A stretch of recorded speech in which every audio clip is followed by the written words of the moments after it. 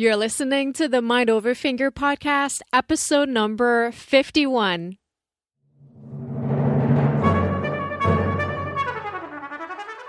Welcome to the Mind Over Finger podcast. Discussions on mindful music making, efficient practice, and building a purposeful career. And now, your host, Dr. Renee Paul Gauthier.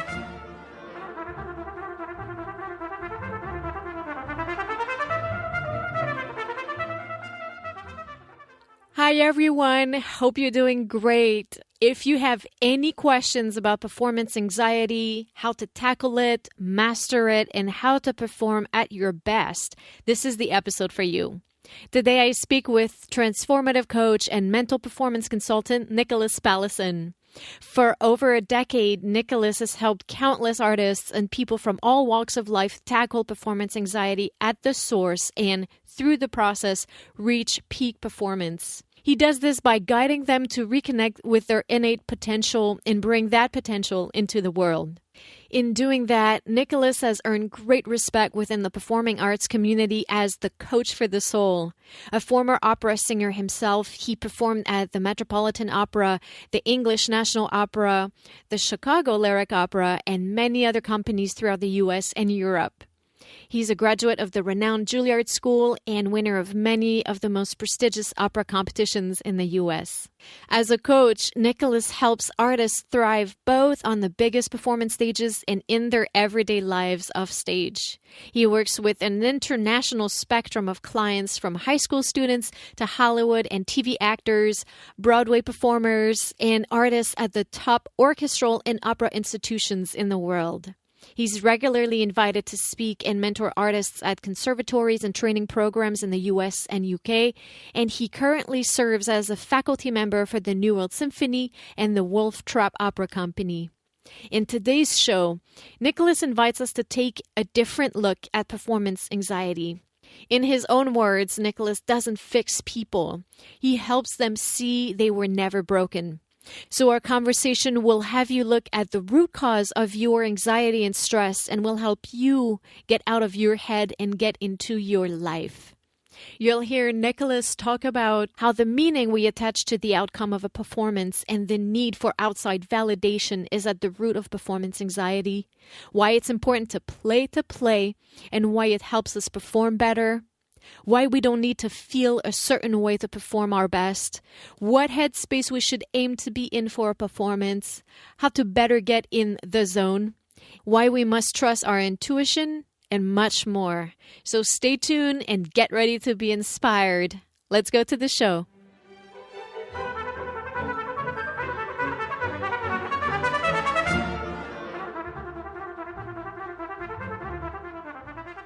Nicholas Pallesen, thank you so much for being on the show today. Thanks for having me. Nicholas, you have an unusual journey and a very interesting background filled with a great variety of experiences. And I strongly encourage my listeners to visit your website and read your great blog and read about your work. But for now, I'd love for them to hear that story. So please tell us about your musical journey and how you got to where you are today. Yeah, so I like to describe it as I spent over a decade wearing two hats and having two full-time careers. I spent over a decade performing as a singer. I'm a baritone and had a really cool journey as a singer. I got to perform at a lot of really cool places, the Metropolitan Opera. I actually worked at Chicago Lyric, where I know you play, and I got to sing some lead roles at the English National Opera and did really well in a lot of the competitions in the United States and had a really cool operatic career. And while I was in the middle of my career, actually, I think a better way to put it would be concurrently. Concurrent to my performing career, I've worked for about 17 years now providing support to performing artists for overall mental wellness, but also performance psychology work. So for a long time, I was doing both careers at the same time. And about 4 years ago, I had kind of this realization that I came alive when I was helping people kind of, helping people become their best, helping people shine and helping them thrive in whatever ways they wanted to thrive in the world. I found myself coming alive supporting others on their journey in a way that I didn't as a performer. Mm. And and and it kind of led to this realization that, I think I want to just really focus on supporting others and helping others to get where they want to get in life. So I came to this realization that I didn't want to perform anymore. So last summer, I sang my final performance. I sang Sharpless and Madame Butterfly at the Santa Fe Opera. And then I retired from performing. Mm. And so for the last year and a few months now, I've just been coaching artists and helping them, to get out of their head and live more in their life. And, both in terms of their everyday lives and in terms of their performing. So yeah, so it's been an interesting journey because, if you had asked me, I turned 40 this year. If you had asked me, even 10 years ago when I was at Juilliard, if I'd be doing this at 40, I mean, I had already been doing this work, but if you had told me that, 10 years later, I would be out of performing and just doing this work, I would have never believed it. Mhm. But it's been really kind of cool to see how life has unfolded. Hmm. And you have a unique approach to tackling performance anxiety. I love reading your bio, how you have really gathered knowledge and actually a bunch of certifications in all sorts of stuff, life coaching. I was seeing about laughter yoga and hypnosis. And you say that you don't fix people, you help them see that they were never broken. And I'd love to hear more about your coaching philosophy and your overall system. So, what's the story there? What does it entail? Well, I should tell you kind of then the journey of how I even got into this work. So, I just said all this really cool stuff that I got to do as a performer, but none of that would have ever been possible had it not been for a lot of the work that I had done. Because when I was growing up, I dealt with a lot of anxiety in everyday life. I dealt with a lot of depression, and kind of just had a challenging childhood. I grew up in an abusive home, and I was bullied at school, and just kind of dealt with a lot Mm. of a lot of life stress, a lot of heavy stuff, and that kind of bled into my performing, and to the point to where I had horrendous performance anxiety, and to the point where I would have panic attacks almost every time I was about to go on stage. I would always forget the words to the songs. I would throw up pretty frequently, which is not a really good thing for a singer, to be throwing up right before you have to use your voice. And probably kiss someone, right? Yeah, and probably kiss someone. Luckily at this point I was still in high school, so I was just singing, solos Mm. in choir, Okay. and I didn't have to kiss too many people, off, on stage at least, but yeah, throwing up is kind of like, rubbing sandpaper on your throat, and it just wasn't the nicest thing for singing. But, it would be just this meltdown every time I was going to go on stage. And, I had this realization where it was kind of two big realizations where, number one, if like, I think I want to do this as a career, I think I want to pursue this singing thing.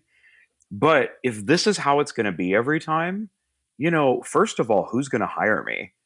I can't imagine if I'm having like train wrecks every time I audition. I can't imagine I'm going to get many jobs.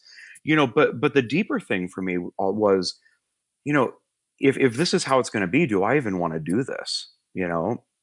Because even then I had this feeling that life is just too short to do things that we don't want to do. Mhm. And but like I said, I kind of deep down thought, yeah, I think I want to give this a go. And I had tried all sorts of approaches to help me with it. I had done the therapy route, I had done medication, I had done all sorts of different self-help modalities and techniques and whatnot. And then I came across hypnosis. And And it was something that it never occurred to me to try it. And I did some hypnotherapy sessions, and it was very, very helpful for me. And to the point to where the performance anxiety just really stopped being, an issue. And and also, my level of anxiety and depression in everyday life had had kind of gotten to a much better place. I was able to go off the medications that I'd been taking, and it was a really, it was a really cool thing. And and I it had made such an impact, not just in my performing, but in my life, that I thought, I want to share this with other people. Because even then, even when I was in high school, kind of teenage, just beyond high school years, I had kind of gotten the sense that this was something, anxiety, performance anxiety, were things that a lot of people were dealing with. It wasn't just me. And I could tell that it wasn't something we were really talking about. And I thought, this is a conversation that needs to happen, but no one's really talking about it. So I thought, well, why not me? Why not I be the one to start the conversation? Hmm. Because I think it's really important. So then I went and I got trained and I got certified in, like you said, laughter yoga. I got trained in neurolinguistic programming. I got trained in some cognitive behavioral psychology approaches. I got trained in a lot of mind body approaches, and I became a board certified hypnotherapist. And and for many years, kind of how I did my work was what we would consider, I think, the traditional Hmm. paradigm of mental performance coaching and wellness coaching. I mean, I had these modalities like hypnosis, and I did hypnosis a lot in my work. I even kind of got to the point to where I became named, in the top 2% of hypnotherapists in the United Wow. States. And but my kind of foundation at all was that traditional kind of approach that we take to it, that performances and auditions have an inherent Hmm. pressure, and that they can cause us anxiety. That pressure can cause us anxiety, and so we need to find ways to arm ourselves against it. We need to develop strategies. They often talk about developing mental toughness in the sports and performance psychology world. Developing those mental skills to help us to manage the pressures and the anxieties that are in performing. And and that's really kind of what I taught for many years. And I helped a lot of people. I did, a lot of cool things with it. But then I noticed something really interesting, which was that despite all of my efforts, I was personally struggling a lot. Like I couldn't seem, I knew like every technique in the book, and yet I still had negative thoughts. I still felt anxious. I still struggled with a lot of things. And and I noticed the same thing with my clients. And one day I kind of had this realization where that kind of started to shift everything for me, which was I started thinking about when I would talk to my clients and when I would look to my own experience as a performer, and I also worked with a lot of athletes too. And so I'd talk with them about it. And a question that would come up often was, well, when you're in that, what we would call that flow, Hmm. the zone, when you're kind of on and you feel like you're in it, and maybe you're not doing perfectly, but you feel like you're in it. You feel like, okay, yeah, I've got this. What is that experience like? And people would inevitably describe it in some variation of, it felt like I wasn't thinking. They'd say it felt like I wasn't doing anything. Everything just kind of felt like it was happening organically through me. It felt like I wasn't working. I wasn't making anything happen. And that was my experience too. When I felt like I was really on, it kind of felt like it wasn't me doing it. Like I kind of felt like more like I was the conduit for this creative aliveness, for this, expression to come through me. It didn't feel like I was making everything happen. And I definitely felt like I wasn't really doing a lot of thinking in that moment. And I thought, well, that's really interesting. So, if we humans do better when there's less on our mind, when we're not thinking so much, when we're not trying to make everything happen, then why am I giving people all of these interventions and all of these techniques to do? Why am I giving people more things to think about Mm, if the goal is to think less? great point. Because in order to do, centering or affirmations or, any sort of breathing exercises or whatever, we have to think about it. And and so now we've got that on our mind. And then of course, inevitably we might start wondering about if we are we doing it right or not? Are we doing it, enough or not enough or whatever? And or why isn't this working? Why did it work better last time? And you know, and what I started to see is that in a way, I was innocently part of people's problem. you know, Mm-hmm. like that was kind of a humbling thing for me to kind of swallow. That I realized like I'm innocently contributing to them being more in their head Mm-hmm. by being like, okay, so before you go in the room, you got to do this exercise, and you got to think about this, and you got to think about this, and I was putting more on their plate when we do better at anything in life when there's less on our plate.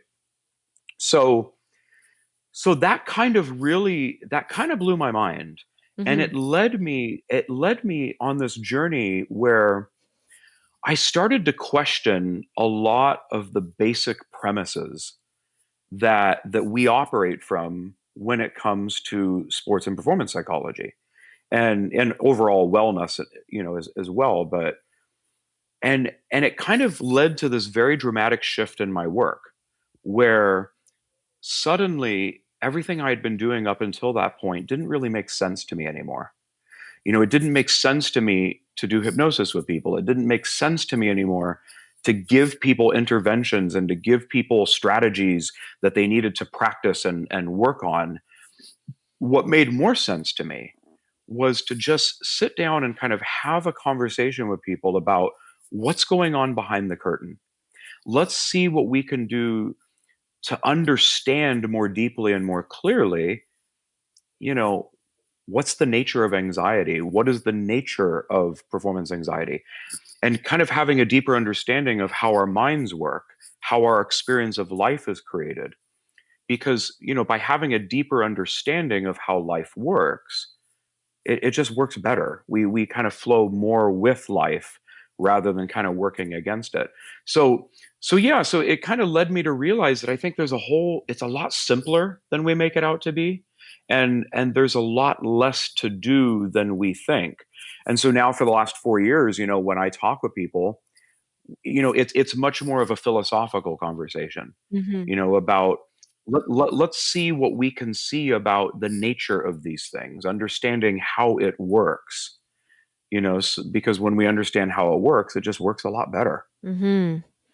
I love this paradigm shift that you mentioned and how that came from you questioning what was and truly looking for answers. And I love that you're sharing what you've learned along the way and at times the hard way, right? And you now help people. And Oh yeah. this is so great.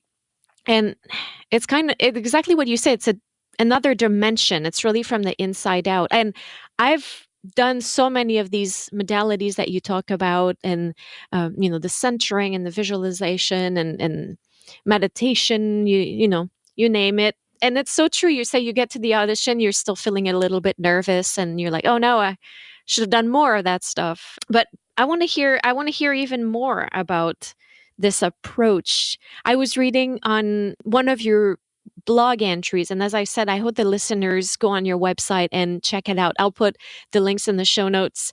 You say that performance anxiety is the feeling we get when we've forgotten we're going to be okay no matter what. Can you unpack that for us a little bit? Yeah, that's kind of my current, definition of performance anxiety. That, it used to look really complicated to me. Going back to these premises, right? One of the things that I really started to kind of get curious about was if performing causes anxiety, if there's an inherent stress and anxiety to performing and auditioning, well, then why is it that sometimes we're nervous and sometimes we're not? Mm-hmm. Why is it that we feel anxious for some performance experiences and not for others? We kind of talk about it as this given that, well, yeah, well, just performing is stressful. Auditioning is nerve-wracking. And I thought, well, if that's actually fundamentally true, then shouldn't performing always be stressful? Mm-hmm. But, anybody that I've ever talked to has said to me, well, yeah, well, sometimes I feel really nervous, but sometimes I feel fine. And I knew that was kind of the case with me too, that sometimes I would freak out and I would be just like, I would be a train wreck going into some certain performances or auditions.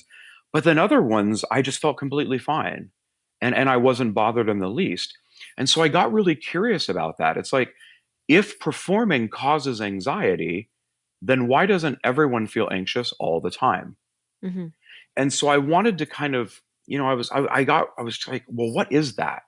What is it that makes performing stressful when it is? And what is it that doesn't make it stressful when it isn't? And what I kind of saw for myself was that in the times when we feel anxious, it's always because we think there's stakes. Yes. It's always because we think that something is at risk. It's not that, oh, I might mess up, or, I might not advance in that audition, or I might not get that job. I mean, certainly, that stuff happens sometimes, but I think we get on a certain level that that's just kind of the nature of being alive. Mm-hmm. That some things in life that we go for are going to work out and some aren't. I think we get that we are human beings. Sometimes we get a little messy and we make mistakes. I think we get that some people will like us and some won't. But I think what we're really afraid of is that, these things might happen and then it's going to mean something about me. Mm-hmm. That me not advancing in an audition means something about me as a person, as an artist, as a musician. And so, we put a lot on the outcome. Mm-hmm. We think that, getting the opportunity, makes me more okay, makes me happy, makes me whatever. And not getting it makes me less than, or makes me, whatever stories we like to tell ourselves. Mm-hmm.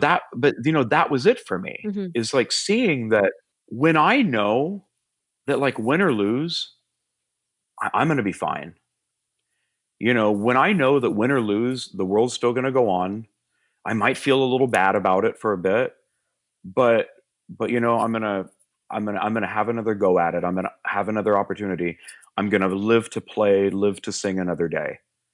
When I kind of know that, I, I've never felt what we would call performance anxiety. But when I think that something is riding on the outcome, when I think that who I am, my identity as a person or as an artist is at stake, is at risk, is contingent on the outcome, well, yeah, then I'm going to be freaking out. And it kind of makes sense, right? Because, like, if I think it really kind of comes down to this fundamental question of, where does our well-being actually come from? Mm-hmm. Where does self-worth actually come from? Where does happiness, where does all of that stuff actually come from? Well, the world we live in is a very outside-in world where we're taught, kind of everywhere around us, there's this message that who you are is what you do and how well you do it. Mm-hmm. It's getting that outside validation. Yes, yes, that outside validation, makes me valid. If people like me, if I win this job, then that means that I'm good. And until I win the job, I'm not good. It's like we taught, and so we're taught that that's where it is, that validation, that well-being, that happiness is all outside. And so, we're going to look outside for it. And if I think that, Like if I think an opportunity will make me more okay, then I kind of get that, I would feel like I need to manipulate every circumstance that I possibly can, that I control everything that I can possibly control, and I think the right thoughts, and I feel the right feelings, and and I make sure that I don't make any mistakes because I can't blow it, because if I mess up, then there goes my validation. Mm-hmm. Like, so I get why people feel that, because if you think that happiness is an outside job, if you think that well-being is an outside thing, then I can see why you would try as hard as you can to not mess up, to do everything right, to make everything perfect.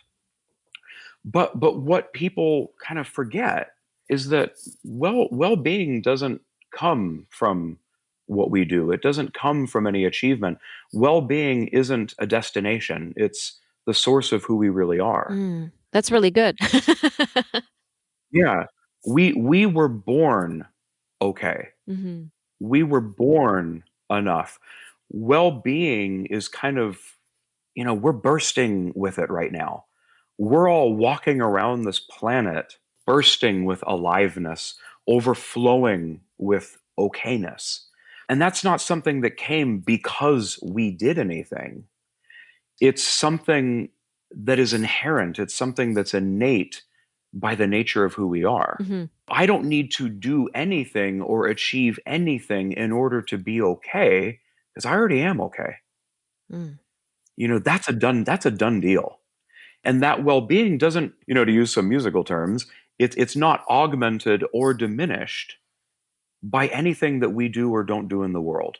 So, I'm going to walk out of any audition or performance that I do, I'm going to walk out of there just as okay as I was when I walked in, Mm-hmm. no matter how it goes. One thing that I always felt was that singing at the Met never made me. Singing at the Met doesn't make me. And someone never singing at the Met doesn't break them. Mm-hmm. But when we think it does, we're going to feel anxious. We're going to feel nervous because we don't want that taken away from us. And what's just happening in that moment is just we've forgotten that we already have it, and we've forgotten it can't be taken away from us. So it really seems to me that is performance anxiety. It's really that simple. Performance anxiety is the feeling we get when we forget we're going to be okay no matter what. Mm-hmm. If I know I'm okay, I'm not going to feel anxious. But if I think that something's riding on the outcome, then yeah, I'm probably going to be nervous as all hell, Right. because Yeah. I don't want to lose that. Yes. So, but yeah. I love what you're saying so much. Makes me want to work with you. Because it really goes to the root cause of this anxiety instead of, as you said, instead of trying to fix it. And I think that most of us are becoming musician or for people out there who are not professional musicians, play music because they enjoy it. And there's this whole aspect of performance anxiety that comes from, as you just said, we attach this need for validation to it that causes all of this anxiety. And that's the negative aspect of playing music. And I don't know, when I dreamed of becoming a violinist as a teenager, this is not what I was thinking about. I was in it because of how playing made me feel, of sharing the love of music with friends and orchestra concerts. And this is what I was seeking. But then you attach this need for winning an audition or wanting that gig to it, and it takes a completely different form. And last week I had Barry Green on the podcast, the author of The Inner Game of Music, and that's what the inner game is about. It's about focusing on the music. It's not about performing and achieving. And I know that for me, I've told this story on the podcast before, but a few years ago, I was getting really frustrated with performing. And, it comes a point where you're thinking, if this is what it feels like all the time, I don't know, might as well find something that pays the bill even more. But I just started repeating the mantra to myself, playing from a place of love and joy before performances. And that really helped me reconnect with why I was doing it in the first place. I hope what I'm saying makes sense right now. I'm kind of rambling, but I find everything that you're saying so inspiring. Thank you. I appreciate that. And and I loved that story. It's the first time I've heard that story. So, thank you for sharing it. And what that kind of says to me, what I hear in that story is what I often call the difference between playing to win or playing not to lose Mm-hmm. and playing to play. I know as a singer, this was true for me, that I think all of us have stories like you had of what got you in it, what got you into this profession in the first place, what got you excited about this art form was that joy, that love, that passion, that kind of deeper sense of aliveness that comes through us when we make music. And and pretty much anybody I've ever met describes it that way, that for a lot of their early life they played just to play. Mm-hmm. They played because it was really cool, because it was really fun, because they loved it, because they came alive doing it.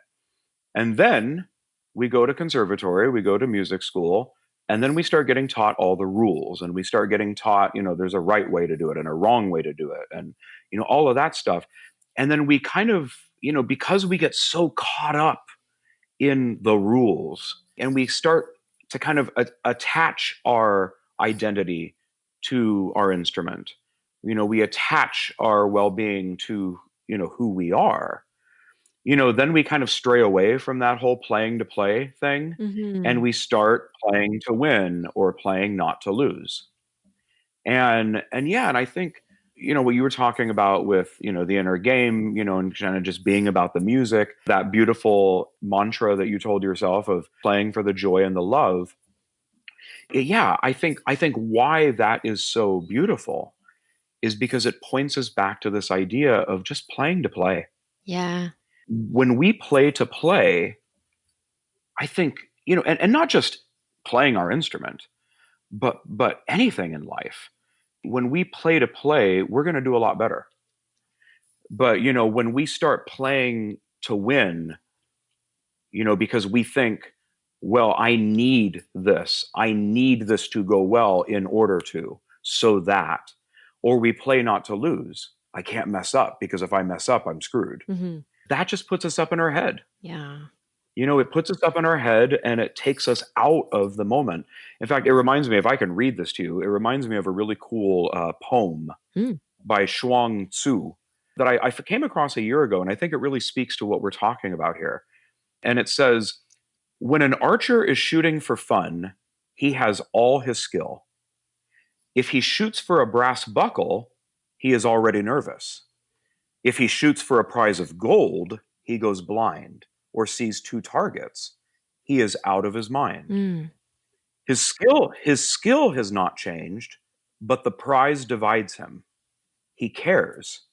He thinks more of winning than of shooting, and the need to win drains him of power. Wow. That's really great. And I think it really speaks to that. The conversation I'm interested in having with people is, before kind of I had my epiphanies, admittedly, I think, I said I was teaching in kind of the current paradigm that we kind of typically think of. My work for many years was admittedly about teaching people how to play to win, or teaching them, how to cultivate the strategies so that they wouldn't lose. And nowadays, I'm much more interested in helping people get back to that place where they just play to play. Mm-hmm. There's a freedom in that's really, really cool. Nicholas, this is so fantastic. And as I mentioned, you have a great blog on this topic, and it's filled with tips and tricks. And I'd love for you to share some of those with us today. What are some simple strategies that the listeners, oh, myself actually, could start to implement today? Well, it's funny because, these days in my work, I'm not one who gives people prescriptions. I don't have strategies and interventions and, in the terms of, okay, so I'm going to practice this a couple of times a day and work on this. But I would say the most helpful thing I think anybody could do is get curious I love and that. and live from a space of curiosity, live from a space of wonder. And I think in terms of the things we've been talking about, to get really curious about some of these kind of fundamental premises that we just accept without ever questioning, that we've just kind of we've kind of said, oh well, that's just how it is, that's the way life is, that's just how it works. But in a way, in the same way that I did a few years to go to get really curious about this, one of them being, you know does does performing and auditioning actually cause anxiety? If that's true, then why are we anxious sometimes and not others? And kind of getting curious about that, and well, what could that mean? If it's not performing that's causing anxiety, what else could it be? To get curious about this idea that there's an inherent pressure to performing, because again, why is it that sometimes we feel all the pressure in the world and sometimes we feel no pressure at all? For me, I think it's tied into what we've been talking about, that when I feel pressure, it's because it really looks to me like there's an actual thing called stakes. But when I don't see that, I don't feel any pressure. you know Mm. Another thing I think to get curious about is to get curious about this idea that we need to feel a certain way in order to perform our best. You know, which we haven't really talked about much, but like, to get curious, because that's another fundamental premise of a lot of the way that we typically think of this work, that because there's a pressure, because there's an anxiety inherent to performing, we've got to get in the right headspace, we've got to think the right thoughts and feel the right feelings, which I've actually seen now to not be true, to not be the case. That it looks to me now that we're equally capable of performing well, whether we feel wickedly confident or wildly insecure. That our state of mind affects our ability to perform only if we think it does. But that in actual truth, our state of mind fluctuates and kind of goes all over the place, but we're capable of performing and doing our work regardless of what our state of mind is. And also kind of curiosity about, and this is something I wish we could dive into more, this idea that feeling anxious to me no longer looks like a problem. Hmm. Not only in performing, but in everyday life. It seems to me that feeling anxious is just one of those things human beings do, and it's kind of one of those flavors of being alive. And that really, one of the biggest things that people are up against in this whole performance anxiety conversation is that they this anxiety is a problem. And what I think is really what's going on is that it's a problem because we think it's a problem. Hmm. That feeling anxious is a problem only because we think it's a problem. But when you take a closer look at what anxiety is, to me now, it doesn't look like a problem that needs to be dealt with, that needs to be fixed. It's just something that's going to move through us. It's something that isn't saying anything about us, or isn't saying anything about our abilities or how something is going to turn out. It's just kind of the feeling we get when we have a lot on our mind, when things are really kind of heating up. But that feelings come and go. No feeling is permanent. But the main point being that I don't think that anxiety is telling us what we think it's telling us. Hmm. And getting really curious about that, because I when I think about all the people who I've worked with who have overcome performance anxiety, and I'm using kind of air quotes here, overcome performance anxiety, like including myself, I would say that I've overcome it. you know the thing that they all have in common, it's not that they never feel nervous, it's not that they never have anxious thoughts, it's not that they don't have an inner critic. they feel anxious. They have crazy thoughts. They just don't see that as a problem. Mm-hmm. They don't see that as an obstacle, something that they have to listen to, they have to deal with, or that has to get in the way of them doing their thing. It's more of like, oh, I'm feeling anxious. Okay, let's go play. Mm-hmm. And being able to see that we're going to be okay no matter what, and be able to nurture that becomes a little bit of a superpower if you're able to do it. Absolutely. Absolutely. And so that's, and that's, I think, really is the biggest thing to get curious about. You know, where does our worth, where does our well-being, where does our happiness actually come from? Is it something that we achieve? Is it something that we cultivate? Is it something that we develop? Is it something that's found or lost out there? Or is it a done deal? Is it something that I've never had to work on because it's always been there, just waiting for me to notice it? Mm-hmm. Nicholas, everything you say is so inspiring. And I really hope you and I have the chance to chat more in person at some point in the near future. Absolutely, no, I'd love it. I'm always happy to chat, and I think this is it's really the coolest conversation to be in. Mm-hmm. To be able to really explore how life works and to really explore who we really are. Like for me, there's nothing like it, and so I'm always happy to chat about this stuff. Nicholas, you were talking about this curiosity about the fact that we don't need a certain mindset to perform well. Can we explore that a little bit more? Yeah, so for like I was saying before, up until about 4 years ago, that's exactly what I taught. My work was all about, let's help you find the right mindset. Let's help you get the right thoughts, get the right feelings, so that you can be your best. And it was another one of those situations where, like I was talking about earlier, about how I started to think about how I was giving people more things to think about when the goal was to think less. I started to kind of get curious, and I thought, well, looking to my own experience, I remember that I had this experience at the Met where I got to work on a lot of shows there, and one of my favorite things to do was hang out in the dressing room area, where the principal artists would get ready. And there's all these couches, you can just kind of lounge around, and I remember being so fascinated that some of these kind of A-list performers, the top opera singers in the world, who have had years of experience, who have performed all over the place, they would be having these meltdowns of various sorts, before they went on stage. Either because there's something was off with their costume, or they got some notes that they didn't agree with, or maybe they were just having a bad day and they were really stressed about stuff.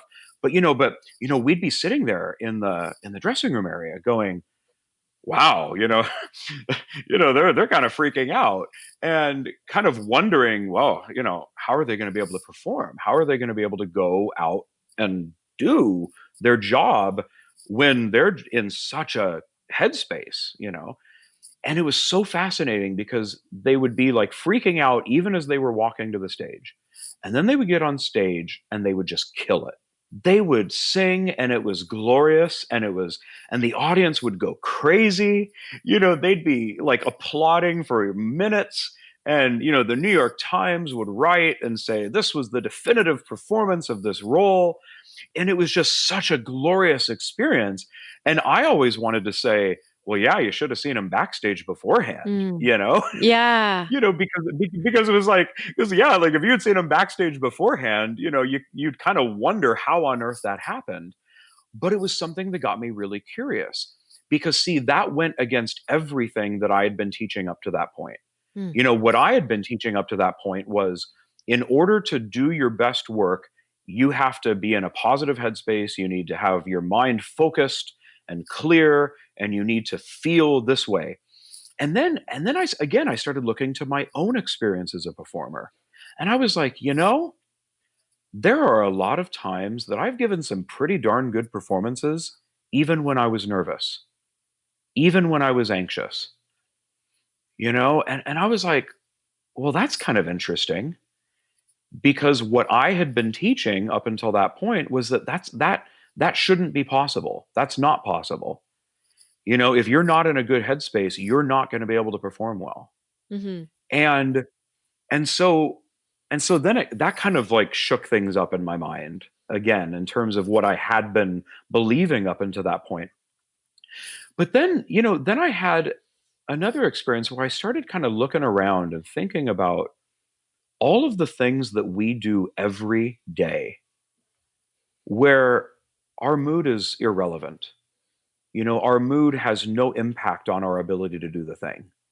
Mm. Like I got dressed this morning, and I can get dressed when I'm pissed off or happy or ambivalent or, whatever, right? Mm-hmm. I can make breakfast. I can tie my shoes. I can drive. I can, get to where I need to get. I can order food at the restaurant.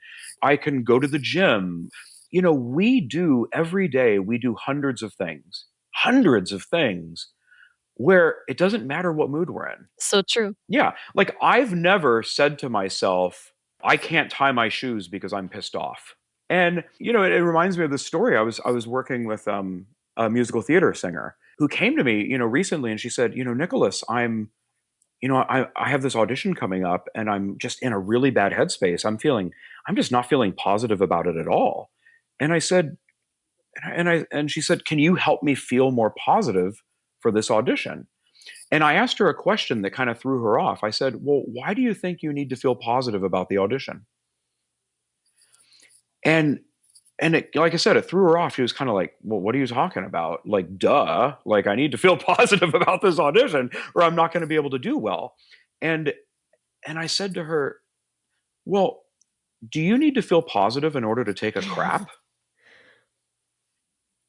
And she just started laughing. She just started roaring. And what was really cool is she saw what I was Mm-hmm. pointing to. Like every day we do all of these things where our capacity to do them, our ability to do them is not dependent in any way on Mm-hmm. our mood, in any way on how we're feeling in the moment. I can go to the gym even if I don't feel motivated. In fact, that's pretty much me every day. Right. You Right. know, I rarely feel motivated or inspired to go to the gym, but I want to go to the gym, so I go, and I'm always happy I went. I'm always glad once I'm there. But like, isn't it interesting? Like, does it make sense that we can do hundreds of things regardless of our mood, except for Right. one? That like I can feel whatever I'm feeling and go do the thing, but performing, auditioning. Oh, no. I've got to be in the right mindset. Well, again, when I started looking at that, oftentimes when, I think, your listeners, if they reflect on this for a bit, like thinking about the times when we've had good performances in spite of feeling nervous, thinking, thinking about those times when we've done really good work or maybe even surprised ourselves at how well something went because we went going into it, we thought it was going to be a train wreck because we were all up in our head or whatever, and then it like went really well. It's like we often look at those things like times we got lucky, times that, it's like the Right. exception rather than the rule. And what I started to see was, oh, well, maybe what if that's actually the rule? Like, what if my mood is variable, my mood goes up and down, and that's just a human thing. Some days I'm going to wake up and feel on top of the world, and some days I'm going to wake up and feel like the world's on top of me. Right. You know, and sometimes everything in between.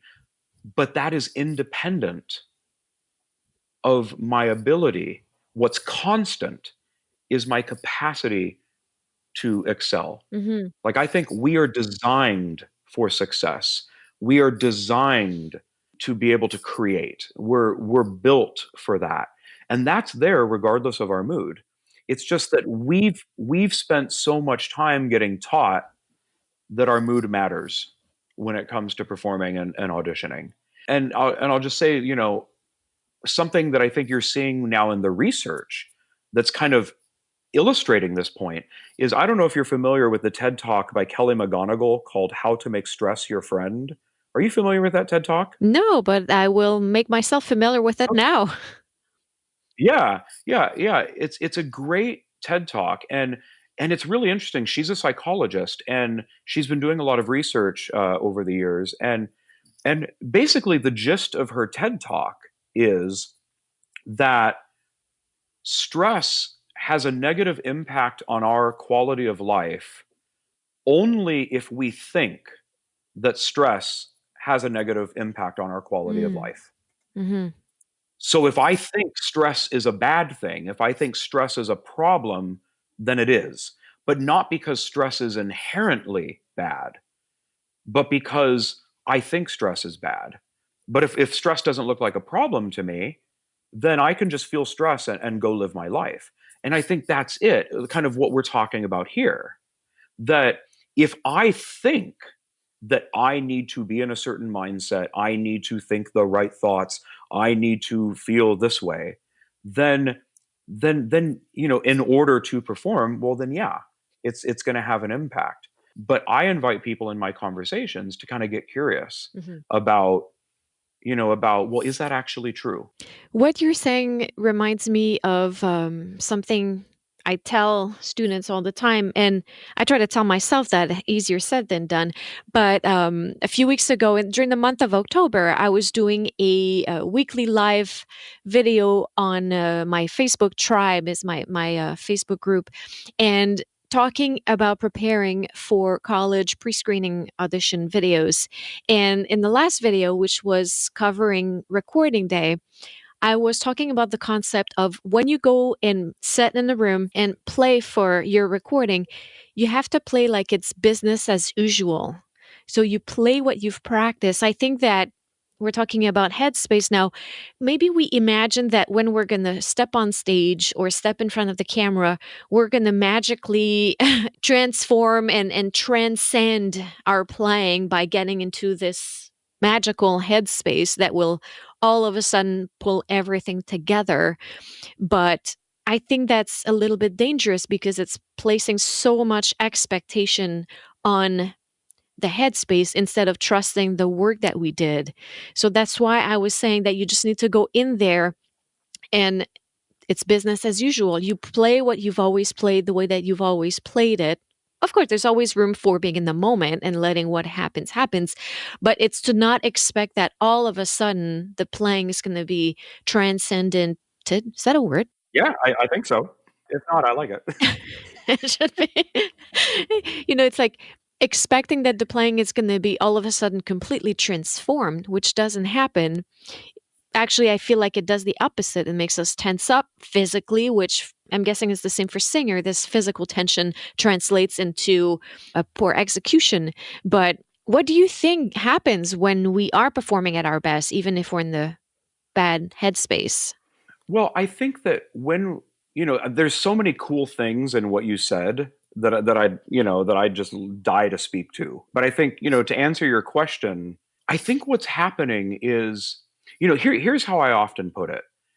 In any given moment, we are in one of two places. We are either in our head or we're in life. Mm. And we can't be in both at the same time. That I've not found that to be true. Like, I don't think we can be in both at the same time.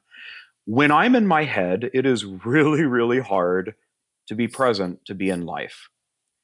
When I'm in life, it's really, really hard to be in my head. And here's actually how I found myself describing it to people at New World this week when I was there for the residency. That kind of speaks to your question, like, what is it that's happening in that moment? I think what's happening is we're in life. We're present. We're in what we're doing.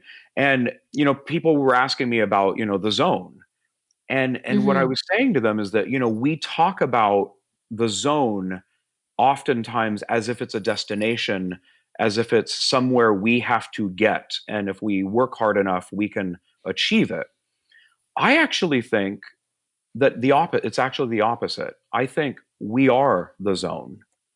Like the Mm. zone, we are that. space of the zone. We are flow. We are mindfulness. We are meditation, that space that everyone's trying to get to when they do mindfulness and meditation and whatnot. Like, I think that's our natural default state, and we think ourselves out of it. I love that. And so I think what's happening when we are in the zone, like that, I think our mind is naturally designed to get us back to that, to get us back in the flow. And I think when you look at our day, I think we spend a lot more of our day in a flow of life than we often recognize. But I think what's happening in that moment is when we're performing at our best, when we're in the zone, when we're in that flow, that the world we're in is more interesting to us than the world in our head. When I'm much more interested in the world that I'm in and being in the world that I'm in, and less caught up in the idea that I have to manage and control and, change and fix things that are going on in the world in my head, the less time I'm managing what's going on in my head, the more time and bandwidth I have available to be in life. Absolutely. And so when I'm not stuck on this idea that I have to wait, I'm not thinking the right thoughts. Ooh, no, I'm not having the right feelings. When I'm not caught up in the idea that I have to make that happen, that's like a huge thing that you take off your plate. And then suddenly you just relax into the moment. You relax into being present.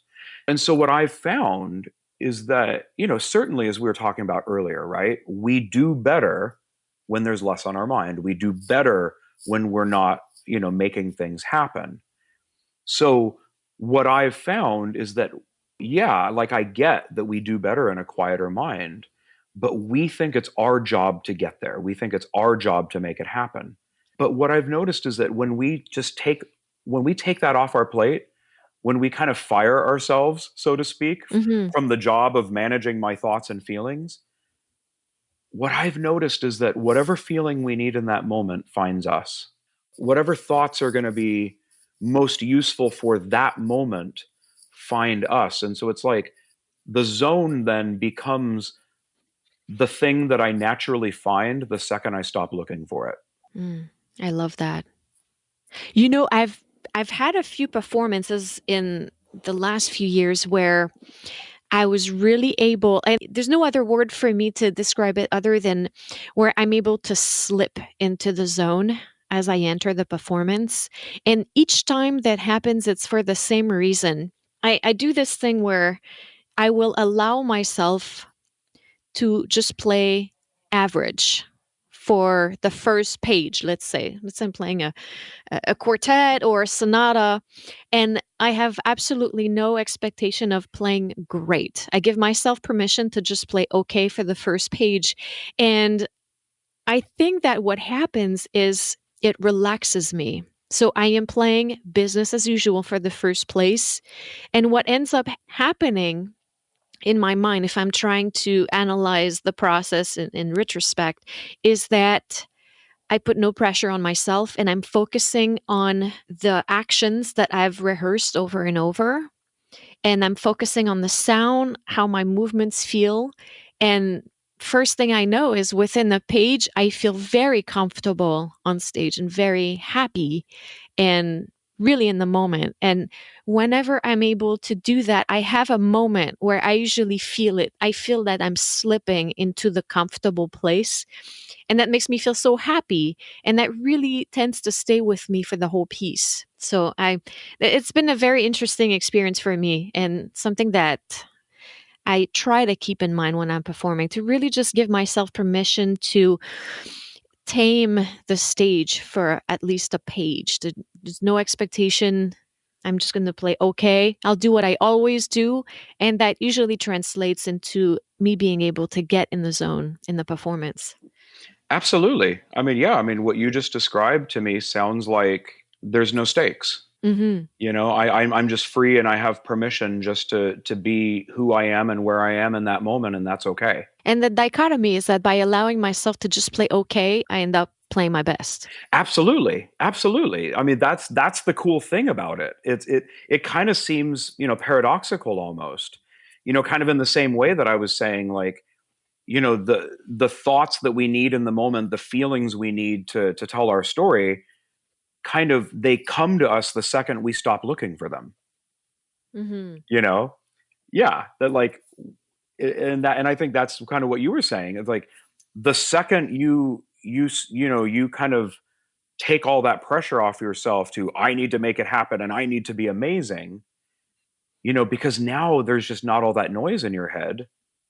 You're free to let all that aliveness and all of that expression come through you. So it makes sense to me. And instead of trying to control the outcome, which I have no control over, I am focusing on controlling the things I'm familiar with, the things I've done over and over in the practice room that are comfortable. And yeah, ultimately the result is always better. Yeah, isn't that kind of funny? Mm-hmm. Because it's like like what you're saying is so cool because it's the big irony of it.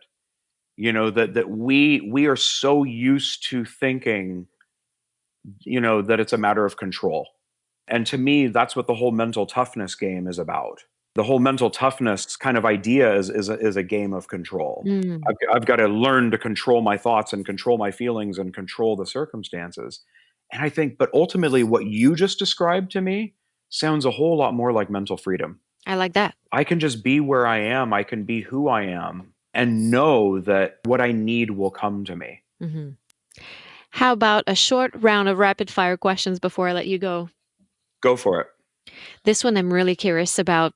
Do you have a favorite book that you would like to recommend to the listeners?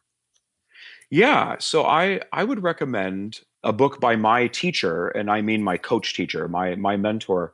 His name is Michael Neal, and it's Neill, two L's at the end. He wrote a book called The Inside Out Revolution. Mm. And that was the book that actually I read that kind of sparked all of this for me. It was in reading that book and kind of seeing the things that he points to in that book. That was the book that made me suddenly realize that like everything I'd been doing up until that point just made no more sense anymore, and that it was actually a lot simpler than what I had been doing. And so that book is kind of the catalyst for my complete paradigm shift and complete different direction. So yeah, The Inside Out Revolution by Michael Neal. Mm, great title. Yeah. And you've mentioned many already, including curiosity, but what other skills do you think young musicians studying today should acquire in addition to learning to play their instruments or mastering their voice? Yeah, and again, this is going to be kind of maybe a different answer from what you'd expect, but what came to my mind immediately when you asked that question is a trust in their own intuition, Mm, a trust and a reliance on the fact that when it comes to you, no one in the world is wiser than you. mm-hmm, And you're going to know best what's best for you. mm-hmm, And I think that gets taught out of us a lot in our conservatory training and whatnot. But really kind of trusting in this idea that there's an in the moment, a responsive intelligence, that we call our intuition, our gut, our instinct, that will show up for us in the moment we need it. mm-hmm. That we'll know what to do in the moment we need to know what to do. We'll have what we need in the moment we need it. And really just relying on that. And in terms of, what to do in the moment when I'm performing, that maybe it doesn't have to all be up to us to make sure we think about it and focus on it, but more a reliance on the fact that there's an instinct in us that knows what we need. Mm, But also in terms of what's right for us. It's funny how we get sometimes we get so caught up in this idea that everyone else knows better than us what's best for us. Because something, this strategy, this approach worked for this person and they had success with it, then maybe I need to copy what they did, when it comes to like practicing, no one's going to know better than you how to approach your practicing. What method, what process, what structure or not structure works for you. When it comes to, how many mock auditions should I take? Like maybe for one audition, the answer might be none. And for another audition, the answer might be five, and for another one, it might be, two. But kind of getting away from this idea that there's a formula, that there's I need to copy someone else's strategy that worked for them in that one moment, and just relying on the fact that we're going to know what's best for us, in Mm-hmm. everything, how to approach our playing, how to approach life, everything. And so I would say and again, it's not a skill we develop because, I don't think we develop our intuition. I do think we get a better feel for it. Right. We start to notice it a little bit more. And so I would say that because, yeah, I see so many artists who doubt their own instincts, who doubt their own intuition, who kind of have a deeper sense in them of what they know to do, but they get so caught up in the shoulds and supposed tos that they don't kind of trust what they know. And I think I think that's a huge thing for people to be able to see is no one in this world is wiser than you. Mm-hmm. And when you live from that space, you'll never go wrong. I think this might be my favorite answer to this question ever on the podcast. And I think what I love the most about it is that it's not about acquiring something. It's something, having a little bit of a Wizard of Oz moment here, but it's something that we already have, and we're not looking to the outside. We're looking to the inside. And yeah, my favorite answer to this question. Oh, thank you. Nicholas, you have a very busy schedule. Where would the listeners have the opportunity to catch you in person in the coming months? Well, so I just got back last night from Miami. I spent a few days there on my faculty residency for the New World Symphony, which is like, by the way, the coolest job in the world. Mm. I just love being down there, and getting to work with the orchestra fellows there. Beginning of November, I'm going to be speaking at Carnegie Mellon University in Pittsburgh, and then thankfully. My schedule is going to slow down a little bit in terms of my public workshops and residencies because this fall alone, I've gone to 13 different Mm. universities and, Wow. and training programs. And I am looking forward to having a little bit of a break for Thanksgiving and Christmas. But in the spring, I'm doing a couple of residencies at some universities. But I think, I would say the easiest place to connect with me is just to go to my website, nicholaspallesen.com and check out the resources there. And if something piques your curiosity or if you want to kind of explore any of this a little bit more or explore the possibility of working together, contact me through the website. Hmm. I'm always happy to, even if somebody just has a little question, I'm always happy to answer questions. So, but yeah, the website's a great place to go.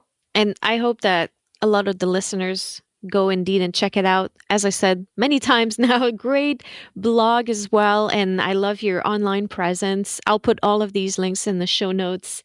And I think that personally, I feel very inspired by our conversation. And I think that the work that you're doing is really, really important, especially now. We're under so much scrutiny. I think that performance anxiety was always there, but now with the addition of YouTube channel and all the social media outlet there's an increase in scrutiny, and it's there was never a better moment to really go back to the source, go back to the reason why we make music, and really go back to more simple approach, which is to focus on the music itself and what we're trying to share and why.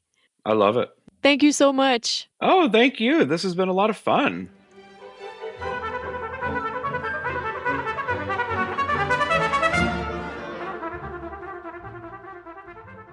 Thank you guys so much for listening. I hope you enjoyed this chat with Nicholas Pallesen.